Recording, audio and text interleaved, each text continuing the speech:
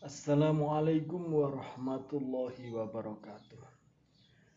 Saudara-saudara sekalian, amalan apakah yang paling baik? Apakah membaca Al-Quran? Apakah menjadi mubaligh yang menyampaikan Al-Quran? Apakah menjadi orang kaya yang dermawan? Apakah menjadi pejabat, menjadi kiai, menjadi ustadz, menjadi orang terpandang? Amalan apakah yang paling baik?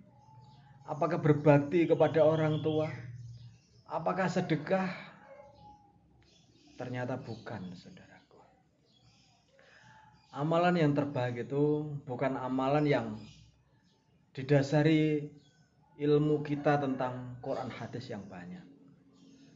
Amalan yang terbaik itu bukan didasari dengan harta yang banyak.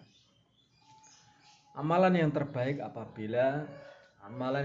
adalah apabila kita mengerjakan kebaikan-kebaikan itu dari dasar hati kita yang terdalam. Hati kita adalah mencintai Allah Rasul. Kita sadar bahwa kita ini adalah orang yang banyak dosa, orang yang banyak salah, yang hidup kita serba tersesat apabila kita tidak diberi hidayah oleh Allah. Lalu kita merasakan kesenangan, kita merasakan kedamaian dengan petunjuk-petunjuk Allah lewat Al-Quran, lewat Nabi Muhammad, lewat contoh-contoh perilakunya Nabi Muhammad, lewat hadis-hadis tersebut. Kemudian kita merasa sangat beruntung, sangat bersyukur, sangat damai atas kebaikan-kebaikan yang ditunjukkan oleh Allah Rasul tersebut. Lalu kita berusaha mengerjakannya dengan sebaik-baiknya karena kita cinta. Karena kita cinta kepada Allah, karena cinta kita kepada Rasul, karena kita pengen menjadi orang yang benar, karena kita pengen menjadi orang yang baik. Apabila kita bisa mengerjakan itu, apapun keadaan kita, apakah kita sedang bersedih, apakah kita sedang gak punya uang, atau kita sedang tidak punya keluarga sekalipun, yang penting kita mengerjakan kebaikan-kebaikan itu karena kita cinta Allah Rasul. Kita tidak punya apa-apa, tidak masalah. Kita tidak punya teman, tidak masalah. Kita tidak menjadi pejabat, tidak peduli. Yang penting kita cinta kepada Allah, kita menyembah Allah, kita kerjakan kebaikan-kebaikan sesuai dengan ilmu yang kita miliki, dan kalau kurang kita berusaha mencarinya kembali, mencari kembali dan mengamalkannya.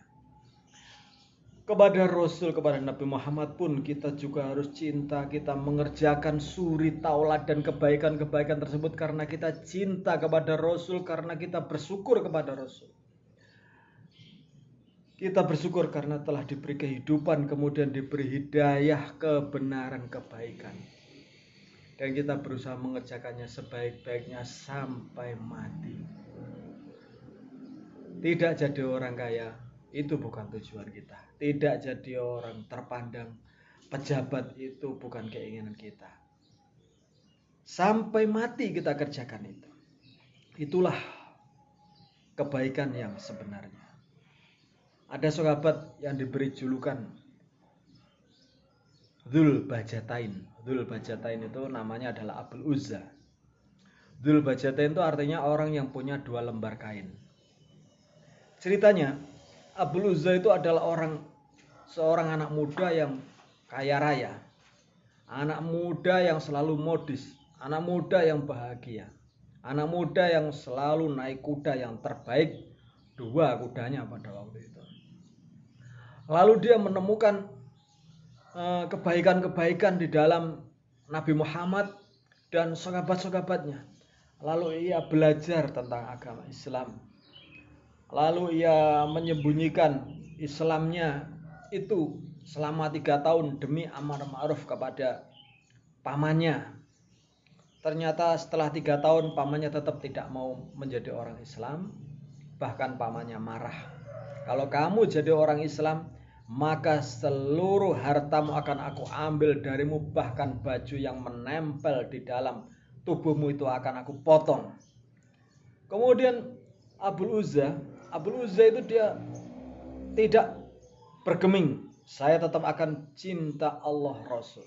Akhirnya diambil semua hartanya Abul Uzza itu, bahkan pakaiannya dipotong-potong oleh pamannya hingga dia nyaris telanjang. Lalu Abul Uzza dia meninggalkan pamannya dan datang ke Madinah, lalu dia hijrah ke Madinah.